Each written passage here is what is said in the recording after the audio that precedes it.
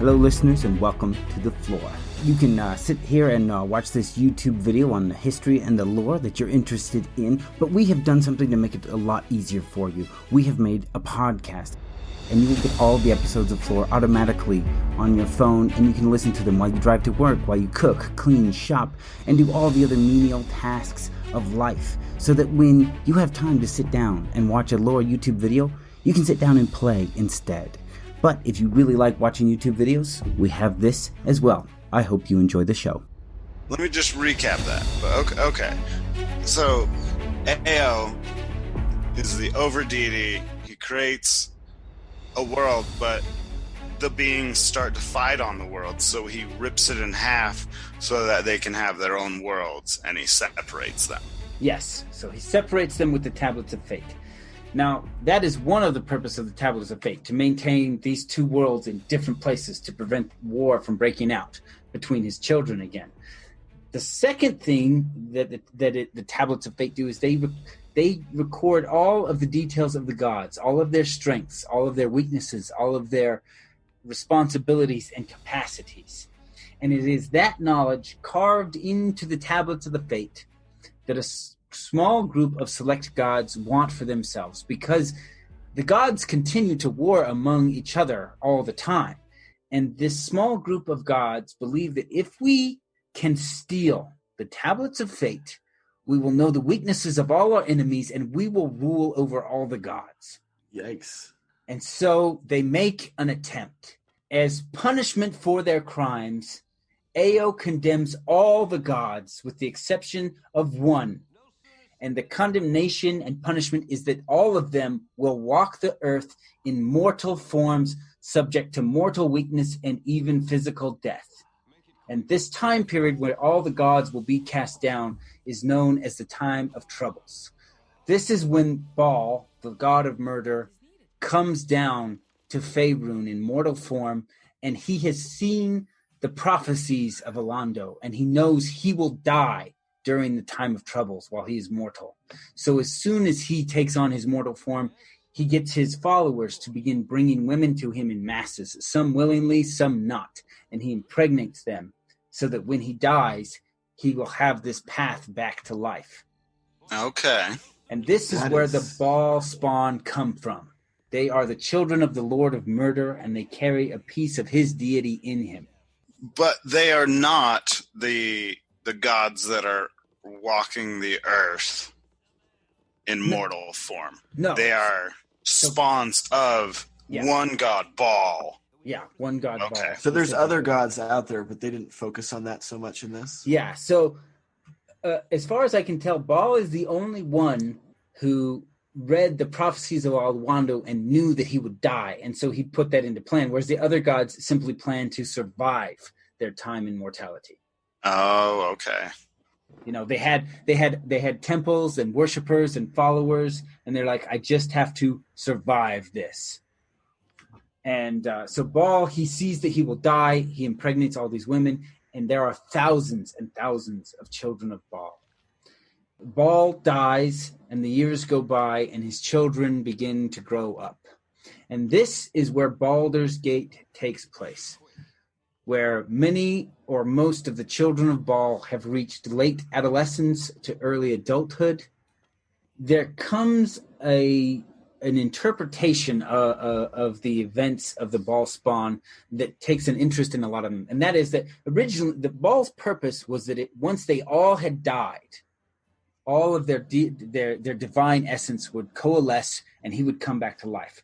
But one of the interpretations was that if the last child of Bhaal standing, you know, if they didn't die like in some big war or anything, they could then leverage the essence of Bhaal that had already coalesced, and they could ascend into godhood themselves.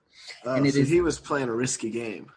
Well, it is then this interpretation of the rituals of Bhaal and the Bhaal Spawn that strikes off many of his children to go on murdering sprees, killing each other off, believing that if I can wipe out all of the children of Bhaal except myself, I will become a god.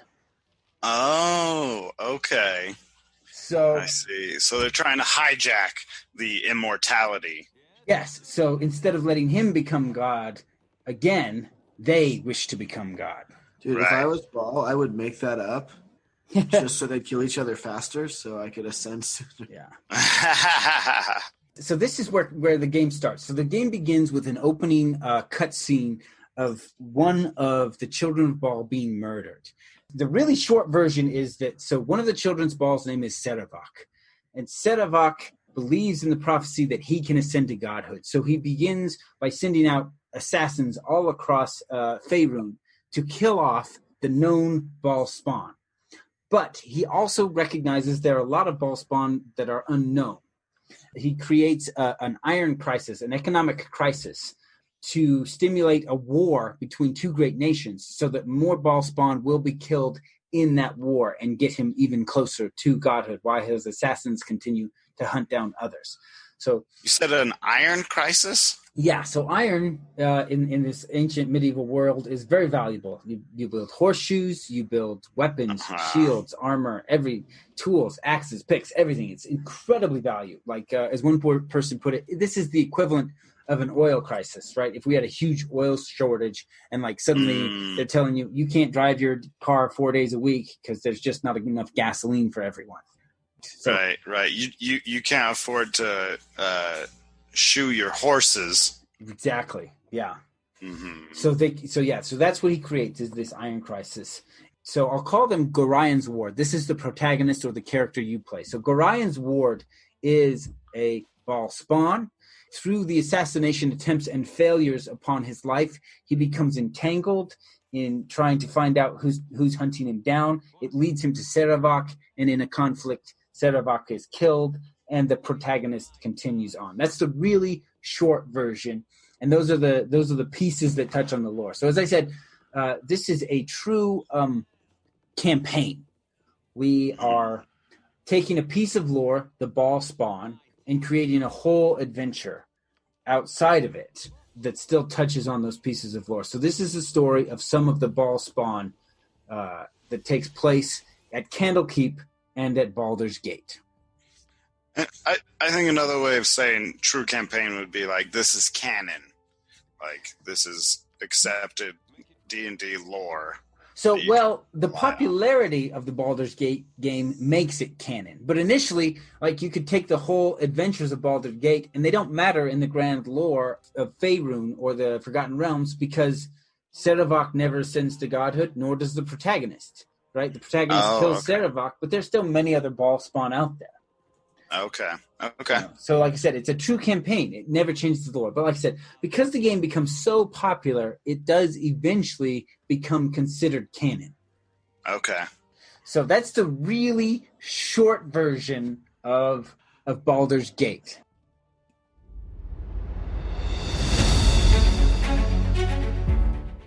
So we would love it if you would go over and support us on Patreon. You can just join at the $1 level. That is the price of a candy bar. You can improve your diet and support something you enjoy. Actually, it's less than the price of a candy bar because we don't charge taxes. So go sign up now. You're just ridiculous now. That's the first one. And so here, a slightly longer version. So we go back to Candlekeep, right? So the year is 668 Del Reckoning. And the protagonist is raised as an orphan in Candlekeep, and their divine heritage is hidden from them because many people were afraid of the Bhall Spawn. They believed that as they were children of the god of murder, that they would be terrible people, just intent on violence and slaughtering other people simply by the tendency of their divine heritage, not even the pursuit of godhood. That's just how they would be. And these events... Right, you're a child of murder. Why wouldn't you grow up to murder? Yeah. They're just going to be chaotic, evil creatures wandering the land. Mm-hmm.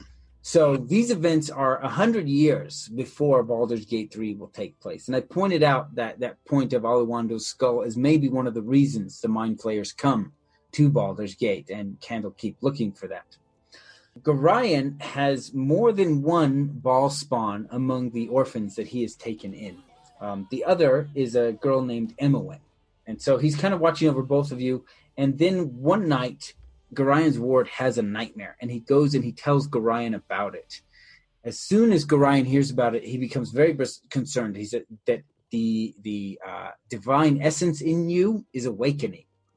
As he's preparing to take you on this journey, a band of assassins arrive and they kill Gorion, and you escape. And then you're joined by Emywyn, and you begin your adventure. So he directs you to, before his death, and in a letter, he directs you to a place called the Friendly Inn, where you can meet up with two of his old friends, and that is Jaheira and Khalid.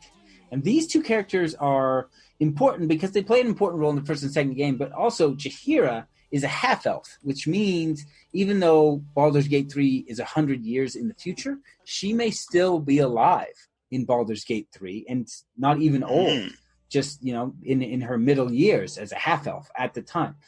So there is a good chance we may bump into Jaheira in the third game. Okay.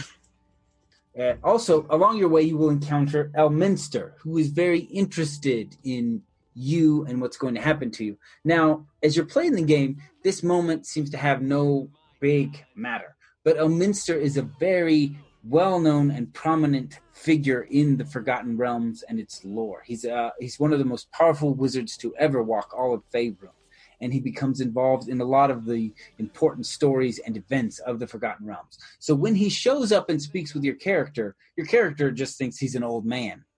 Whereas, if you're familiar with the Forgotten Realms, it's like, this is a big moment or Elminster doesn't show up.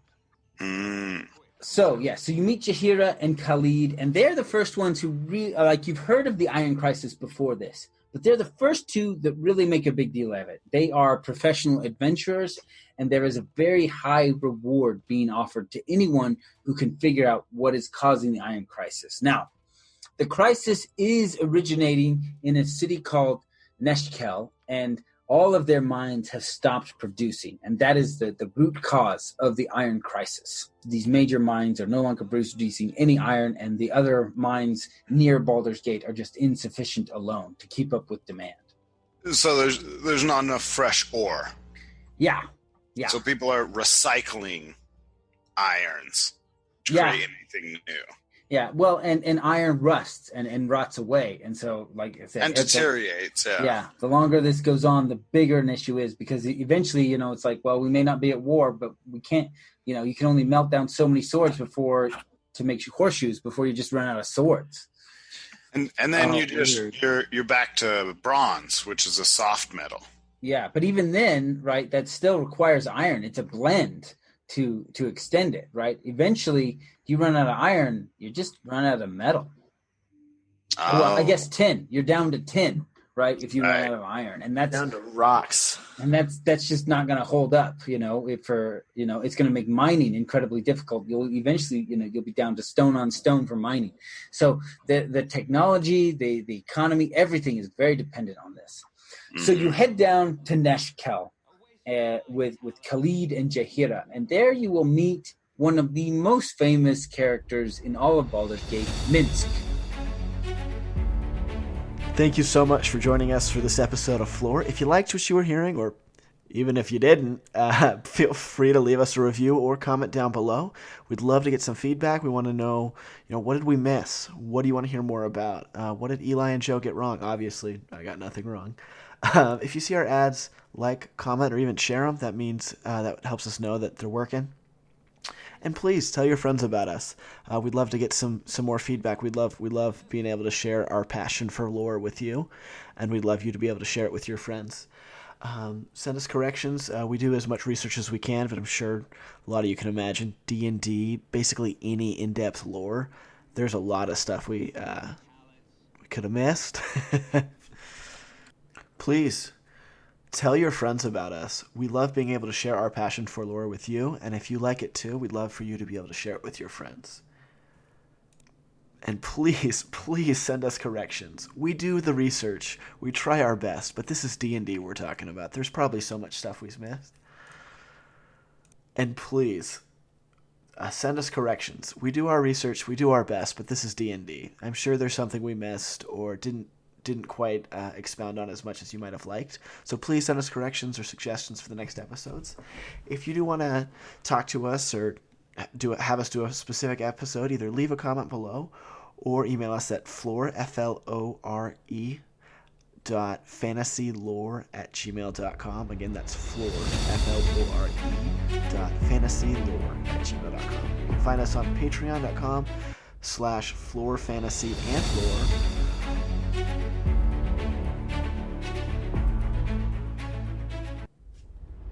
Thanks again so much for listening.